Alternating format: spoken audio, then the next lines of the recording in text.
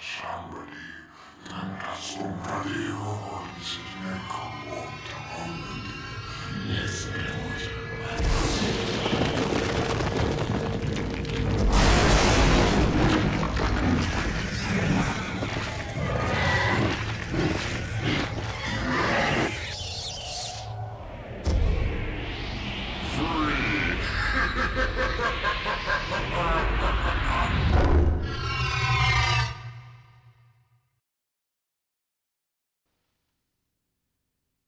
Welcome to Uncovered, everybody, where I'll take you through games of the past that have a special place in my heart, and I believe you should play, or at least they should be uncovered from the dust of time, for the pearls they are. My name's Baelwynn, and let's dive into it, shall we? So the title for today is Diablo 1, with the expansion of Hellfire, which is a great expansion. The release date was December 1996, and the genre is action RPG. It was later dubbed as a hack and slash because that's a more accurate term, which I do agree with. The estimation in 2001 of sold copies is 2.5 million, which does say something about the success of the game. When I'm talking about games in Uncovered, I cover three major points. I cover immersion, I cover gameplay and its mechanics, and I talk about the longevity, because in my opinion, those three are not the most important ones, but they're the important aspects what made games great in the past and make games great nowadays.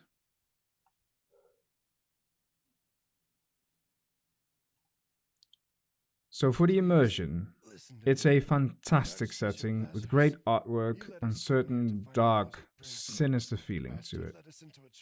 Darkness and evil has beset the world and it feels like the land is losing hope. The lighting, the color palette, and its soundtrack, which is amazing but I can't showcase right now because of copy reasons, but I will link it down below. They fit so well together, it's simply a masterpiece, just from a artwork standpoint. From the moment you set foot in the world, it sucks you into its story. A somewhat cold evening where you leave the familiarity of the village to venture into the cathedral, where a dying man sets you onto your first quest to avenge his death and put evil to rest. Oh well, that's what he believes. The moment you set foot into the cathedral, you know there's no turning back, and with the horrors you directly face, you must go on. The immersion lies within its simplicity and utterly well done execution of it. Of the grand adventure into the depths of the earth and into the hands of evil itself. It's the hero arch into the pinnacle of hardship to recover victorious. Oh well, so you think at the beginning. When venturing down into the unknown corrupted depths of the cathedral, you'll find truths that will twist some souls at least. If the gameplay itself won't make you stick around, the immersiveness will. Every descent brings a new world of horror, and the evil contrasted with the safe village, where you'll frequently find yourself trading, healing up, and bantering with locals, especially Deckard Cain, you'll become a great friend. As for the gameplay itself isn't too complex, but it's executed fairly well. With an honest learning curve, and a difficulty curve at that, don't expect to just run down the levels and start spanking bosses like the Butcher without the appropriate experience, gear, and or items to battle. You will, as opposed to some games nowadays, find yourself wishing you didn't. There's no mercy for laziness or thoughtlessness, trial and error and clearing out entire levels to grind out every little penny, and experience points for stat improvements will become a cornerstone of Diablo's gameplay, at least the first game. The combat mechanics aren't something to analyze deeply.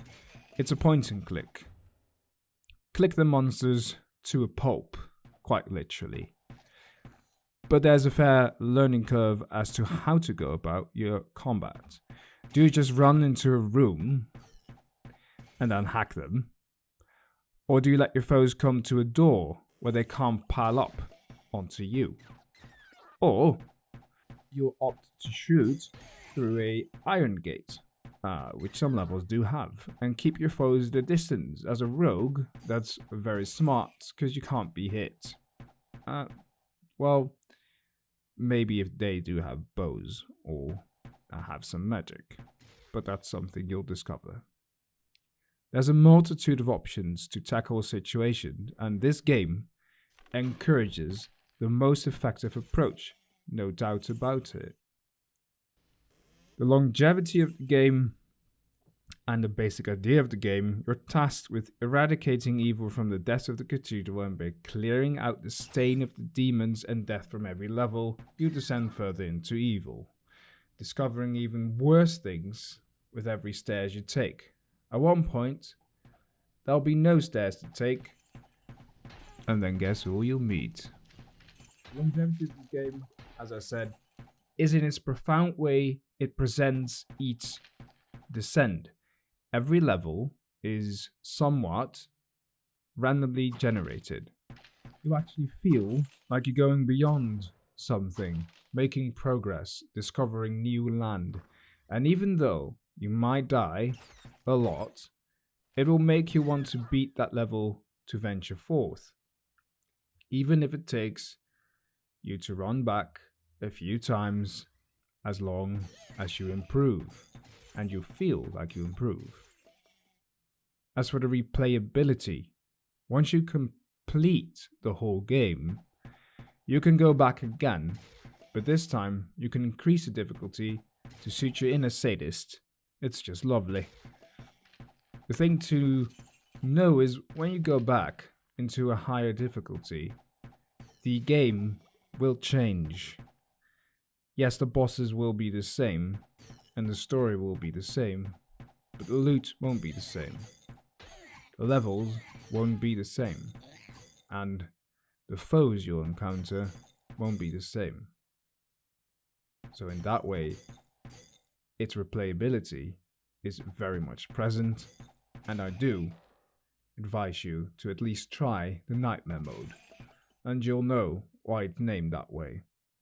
The game's unique because there's no other game in that era that utilizes a hero's development arc in a gritty, sinister world as well as Diablo 1 did. It's you against evil, and you're alone, and it's scary and very, very dangerous.